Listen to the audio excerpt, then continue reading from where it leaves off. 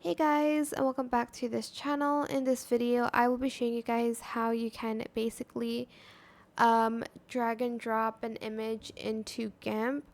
I think it may work with PNG files only.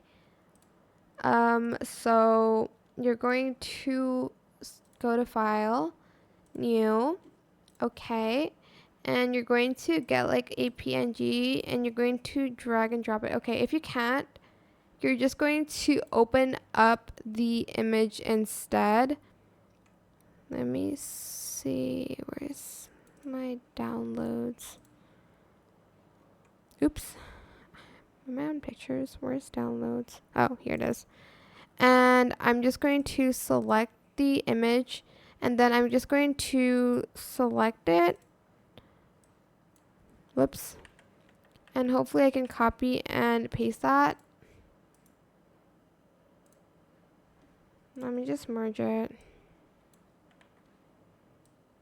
If you can't, just wait, I think I did that. Oh yeah, I already pasted it. Just copy and paste it from like a different layer to this one and just adjust it. And that's pretty much how you can add a picture into like a layer on Gimp.